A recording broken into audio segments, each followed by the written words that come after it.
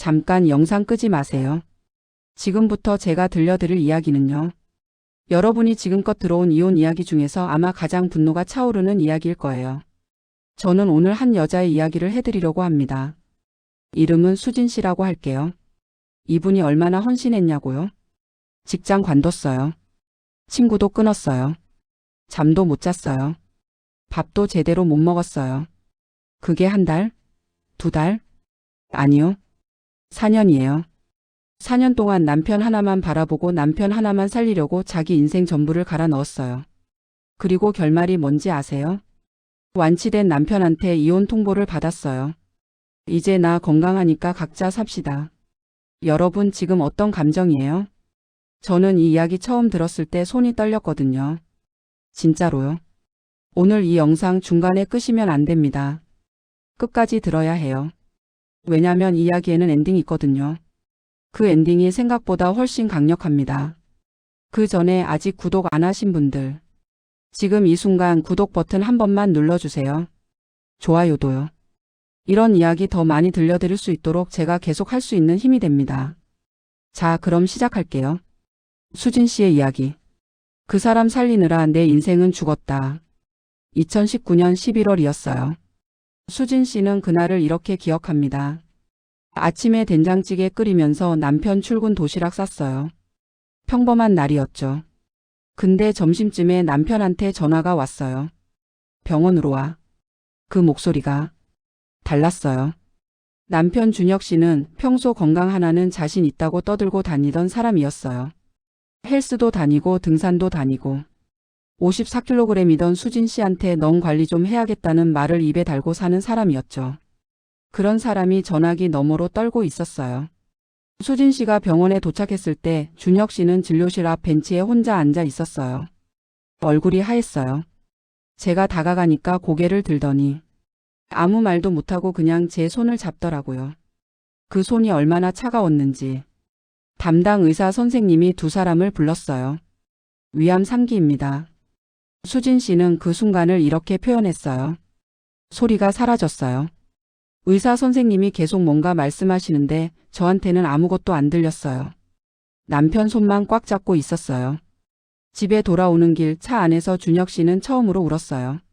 남자답다고 강하다고 절대 안 운다고 자부하던 사람이 수진 씨 어깨에 기대서 한참을 울었어요.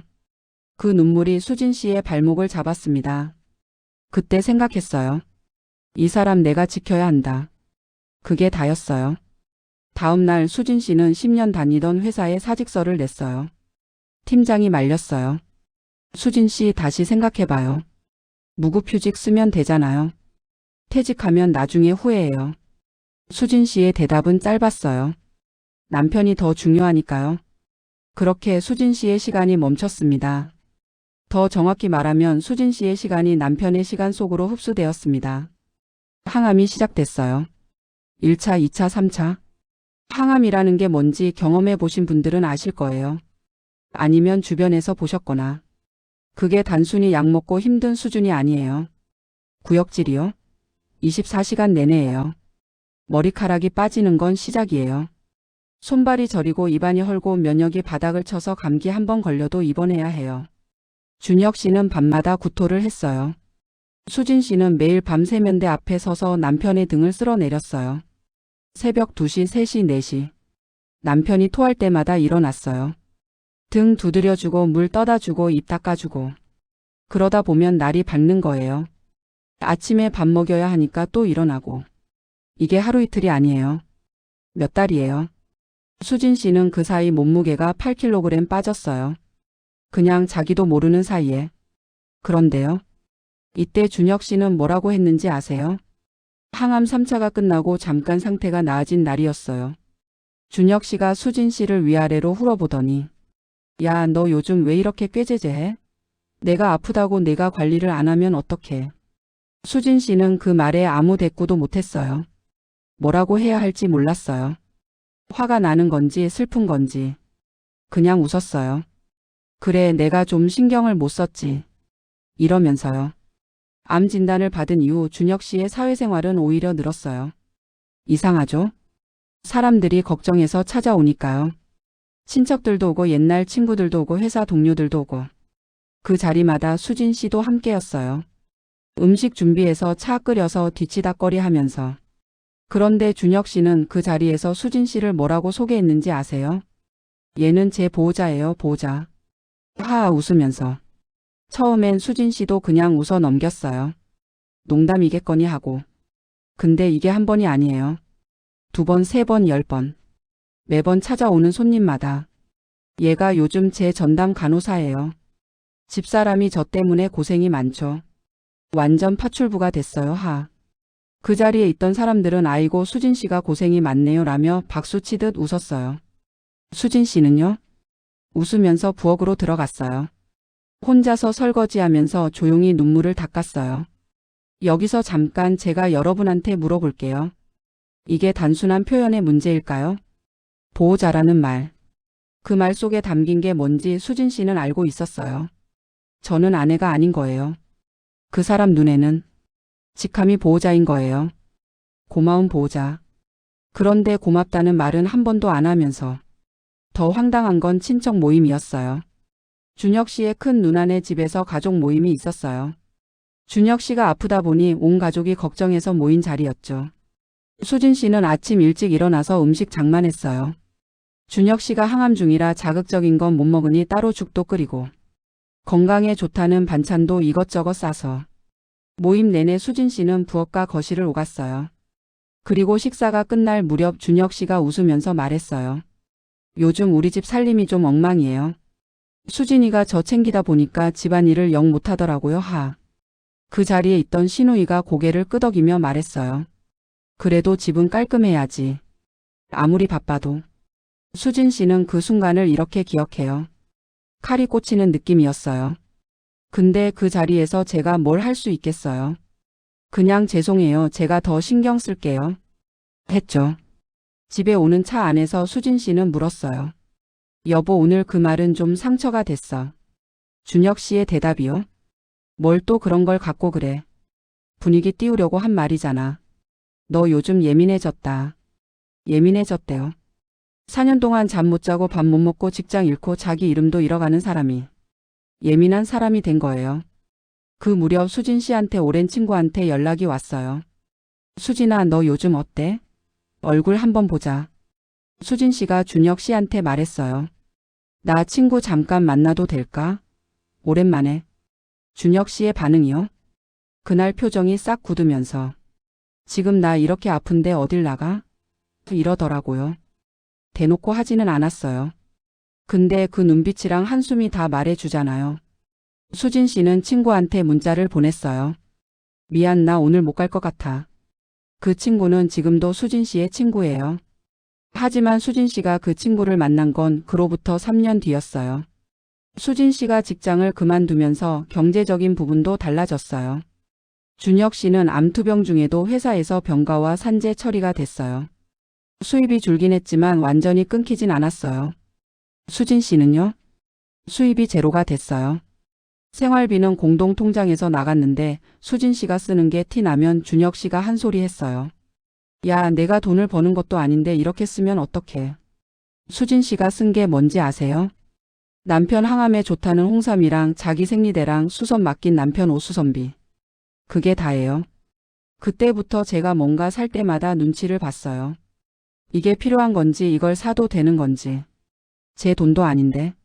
아, 맞다. 제 돈이 없었죠. 수진 씨는 화장품도 다 떨어져 가도 새로 안 샀어요. 머리도 미용실 가기가 눈치 보여서 집에서 혼자 잘랐어요. 친정 엄마가 용돈 쥐어주면 그걸로 버텼어요. 그런데 이 사실을 준혁 씨는 알까요? 알죠. 알아요. 그냥 모른 척한 거예요. 항암 3년차 준혁 씨 상태가 잠깐 호전됐을 때였어요. 의사 선생님이 경과가 좋아요. 이 추세면 기대해 볼 만합니다. 라고 했던 시기. 준혁 씨가 갑자기 기분이 좋아졌어요. 그리고 수진 씨한테 말했어요. 여보, 나 친구들이랑 골프 한번 나가도 될까?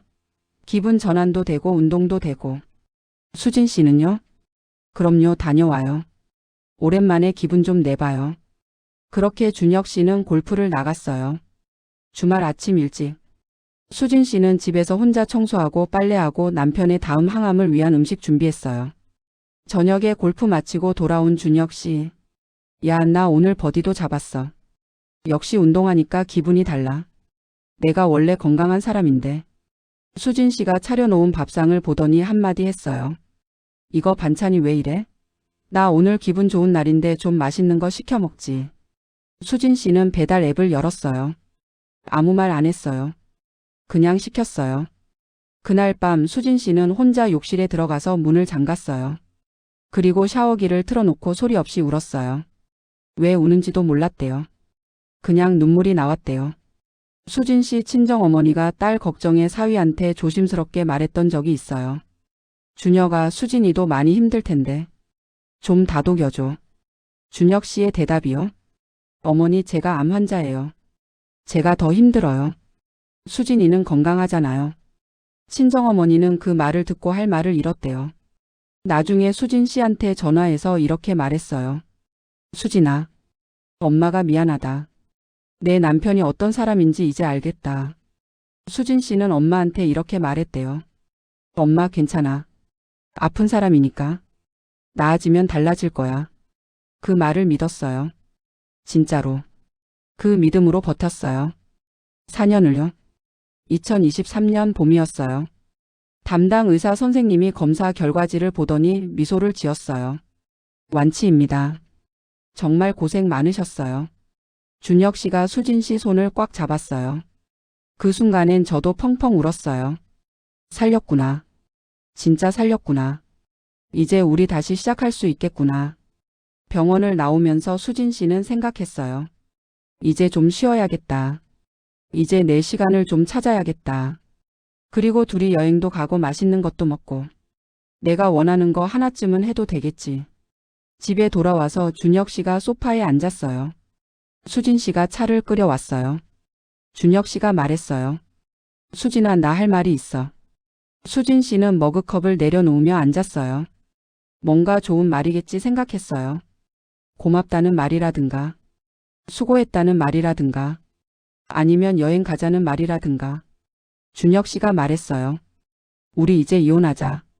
수진 씨는 잘못 들은 줄 알았대요. 뭐라고? 이혼하자고. 나 이제 건강해졌잖아. 솔직히 나도 인생 한번 제대로 살고 싶어. 이렇게 아프고 나니까 하고 싶은 거 하면서 살아야겠더라고. 수진 씨가 말했어요. 내가 4년 동안 당신 곁에 있었잖아. 준혁 씨의 대답이요. 나도 알아. 고마워. 근데 그게 결혼을 유지해야 하는 이유는 아니잖아. 수진 씨는 그 자리에서 아무 말도 못했어요. 눈물도 안 나왔대요. 그냥 멍했대요. 다음 날부터 준혁 씨는 이혼 조건을 이야기하기 시작했어요. 재산 분할. 결혼 10년 동안 모은 재산. 준혁 씨가 말했어요. 반반은 좀 그렇지 않아? 수진이 내가 수입이 없던 기간이 4년이잖아. 그 부분은 감안해야 하지 않겠어? 수진 씨가 떨리는 목소리로 말했어요. 내가 수입이 없던 게 당신 때문 아니야? 당신 간호하려고 직장 그만둔 거잖아. 그게 내 선택이었잖아. 내가 그만두라고 한 적 없어. 그 말을 들었을 때 수진 씨는 이런 생각이 들었대요. 아, 이 사람은 처음부터 이걸 준비하고 있었구나. 준혁 씨는 이미 이혼 전문 변호사를 선임해 놓은 상태였어요. 완치 판정을 받기 한 달 전부터. 한 달 전부터요. 항암하면서 완치를 향해 가면서 수진 씨가 등을 두드려주는 동안 그 사람은 이혼 준비를 하고 있었던 거예요. 더 있어요. 준혁 씨가 완치 이후 연락하기 시작한 여자가 있었어요. 항암 치료 받던 병원에서 같은 병동에 있던 환자 보호자였어요. 그 여자의 남편도 암 환자였고 두 사람이 병원 복도에서 자주 마주쳤던 사이였어요. 수진 씨 모르게 준혁 씨는 그 여자와 문자를 주고받기 시작했어요. 완치 판정 이후엔 만남으로 이어졌어요. 수진 씨가 이걸 알게 된 건 준혁 씨가 이혼 통보를 한 지 2달 뒤였어요. 남편 볼 일 있어서 핸드폰 잠깐 봤다가 손이 떨렸어요. 눈앞이 하얘졌어요. 근데 이상하게 눈물은 안 나오더라고요. 아, 그래서구나. 그 생각만 들었어요. 그 여자의 이름으로 저장된 번호. 마지막 문자 내용. 보고 싶어. 나 이제 진짜 자유야. 자유. 준혁 씨한테 4년은 감옥이었나 봐요. 수진 씨가 지켜준 그 4년이. 수진 씨는 이혼 소송을 시작했어요. 변호사를 찾아갔을 때 변호사가 물었어요. 남편분이 제시한 조건이 어떻게 되나요? 수진 씨가 서류를 꺼냈어요. 변호사가 그걸 보고 잠깐 침묵했어요. 이건 좀 심하네요. 준혁 씨가 제시한 재산 분할 비율은 7대 3이었어요. 자기가 7, 수진 씨가 3. 이유는요? 수진 씨가 혼인 기간 중 경제적 기여를 하지 않은 기간이 있다. 경제적 기여. 4년 동안 잠 못 자고 밥 못 먹고 친구도 못 만나고 자기 이름도 잃어가며 사람을 살린 게 경제적 기여가 아니래요. 수진 씨의 변호사는 준비했어요. 4년치 간병 기록, 병원 동행 기록, 준혁 씨 병원비 납부 내역 중 수진 씨 명의 카드 사용분, 수진 씨가 직장을 그만두면서 포기한 예상 수입 계산서, 수진 씨 친정어머니 증언, 당시 간병인을 고용했을 때 들어가는 비용 산출, 변호사가 계산한 수진 씨의 기여분은 준혁 씨가 제시한 것보다 훨씬 컸어요. 재판은 몇 달에 걸쳐 진행됐어요. 그 과정에서 준혁 씨의 변호사가 이런 주장을 했어요. 수진 씨가 직장을 그만둔 건 자발적 선택이며 남편이 강요한 바 없다. 수진 씨 변호사가 반박했어요. 암 3기 진단을 받은 배우자를 두고 직장을 유지할 수 있는 결혼 관계가 정상적인 결혼 관계인가? 그것이 자발적 선택인지 사실상의 강요인지 재판부께서 판단해 주시길 바랍니다. 그리고 판결이 났어요. 재판부는 수진 씨의 손을 들어줬어요. 재산 분할 비율은 수진 씨에게 훨씬 유리하게 나왔어요. 거기에 더해서 준혁 씨의 외도가 인정되면서 위자료도 나왔어요. 준혁 씨는 항소했어요. 2심도요. 결과는 같았어요. 법은 수진 씨가 한 4년을 알아봤어요. 남편은 몰랐는데. 수진 씨는 지금 어떻게 살고 있을까요? 이혼 후 수진 씨는 예전에 다니던 회사와 비슷한 업종에 재취업했어요. 4년의 공백. 쉽지 않았어요. 면접에서 공백 기간에 무엇을 하셨어요? 라는 질문을 받을 때마다 남편 간병을 했어요. 어떤 면접관은 고개를 끄덕였어요. 어떤 면접관은 그래도 그 기간에 자기 개발을 하셨어야 조라고 했어요. 수진 씨는 그 말에 이렇게 생각했대요. 나는 그 기간에 사람을 살렸는데 지금 수진 씨는 작은 원룸에 살아요. 혼자서. 처음엔 그 작고 조용한 공간이 낯설었대요. 누가 아프다고 부르지 않아도 되는 밤. 새벽에 구토 소리에 깨지 않아도 되는 밤. 그 밤이 너무 낯설어서 처음엔 잠을 못 잤대요. 이상하게도 조용하면 잠이 안 오더라고요. 몸이 기억하는 거예요. 4년 동안 긴장 상태였던 게. 그러다 어느 날 밤 수진 씨는 오랫동안 못했던 걸 했어요. 책을 읽었어요. 좋아하던 소설. 결혼하고 나서 한 번도 못 읽었던 그 소설을 밤새 읽으면서 수진 씨는 처음으로 생각했대요. 아, 내가 살아있구나. 수진 씨가 저한테 마지막으로 이런 말을 했어요. 그 사람 살리느라 내 인생은 죽었다고 생각했어요. 근데 요즘은 조금 달리 생각해요. 내 인생이 죽은 게 아니라 잠깐 멈춰 있었던 거라고. 멈춰 있는 동안 내가 진짜 나쁜 사람 곁에서 벗어날 준비를 하고 있었던 거라고. 이제 다시 시작하는 거라고. 그 말을 들으면서 저는 이런 생각이 들었어요. 수진 씨는 4년 동안 사람을 살렸어요. 그리고 이제 자기 자신을 살리고 있어요.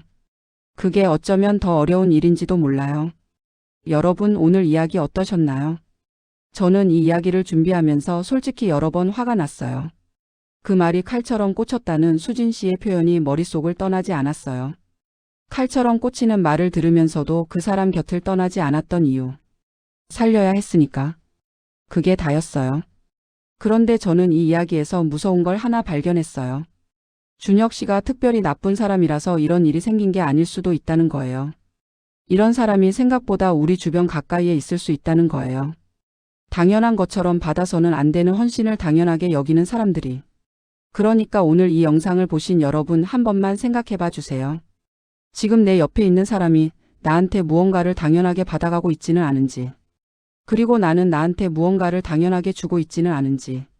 수진 씨는 마지막으로 이런 말을 덧붙였어요. 저는 그 사람이 밉지 않아요. 진짜예요.